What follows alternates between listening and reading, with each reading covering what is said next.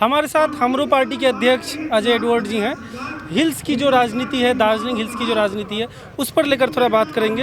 अजय जी, भारत जोड़ो न्याय यात्रा में आप जुड़े हैं, तो क्या कांग्रेस ने किसी तरह का आपको आश्वासन दिया है कि अब आप भी इंडिया गठबंधन का हिस्सा हैं, या आप यूं ही बस इस यात्रा को सहयोग कर रहे हैं? किस तरह की राजनीति है? हम देखिए, जो यात्रा शुरू किया है उसमें एक शब्द है न्याय, जस्टिस, और हम इसमें जोड़ा है कि दार्जिलिंग, कालिम्पोंग, खरसाङ ये क्षेत्र में हम लोग जो नेपाली भाषी गोरखा जाति है, हम लोग को न्याय नहीं मिला है।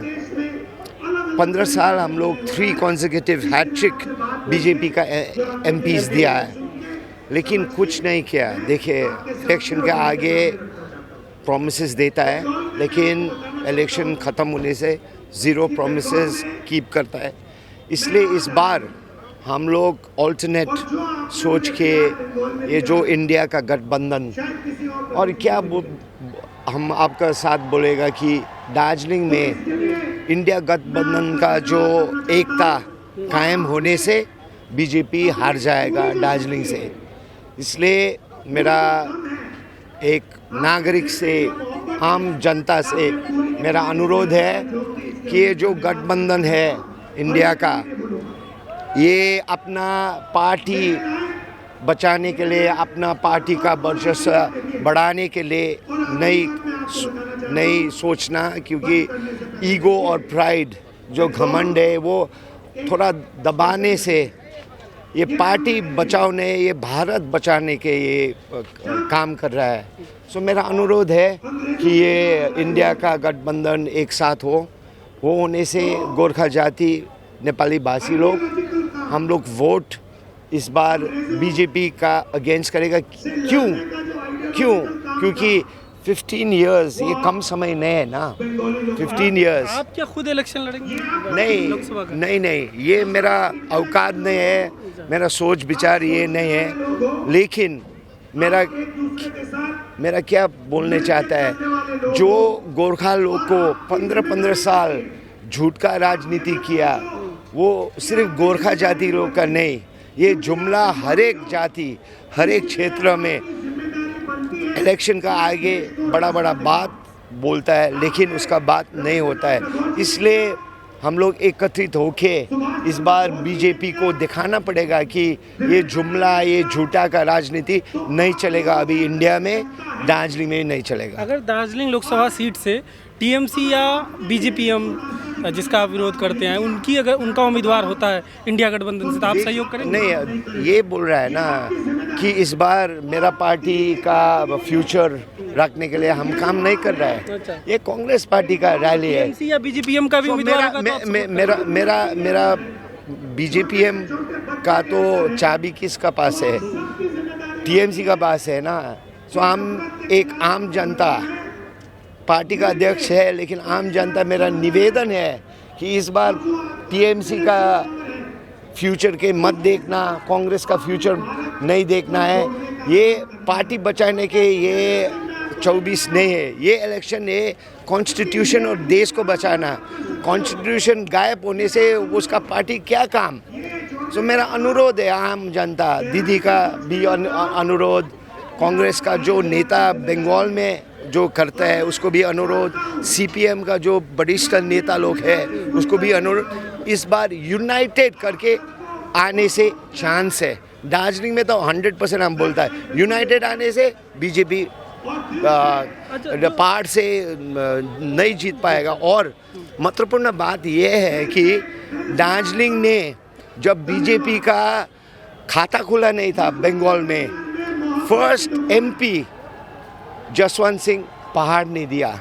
सो ये प्रेस्टीजियस सीट है।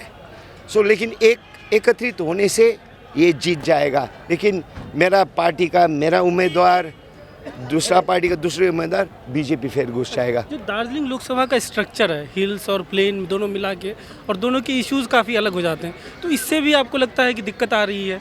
नहीं, दिक्कत है, लेकिन वोट, हिल्स का वोट एकत्रित होने से वो मेजॉरिटी में आया, क्योंकि ये प्लेन्स में बहुत सारा पार्टी है, वोट डिवाइड होता है, लेकिन हिस्टोरिक थोड़ा देखने से पहाड़ का वोट एकत्रित होता है।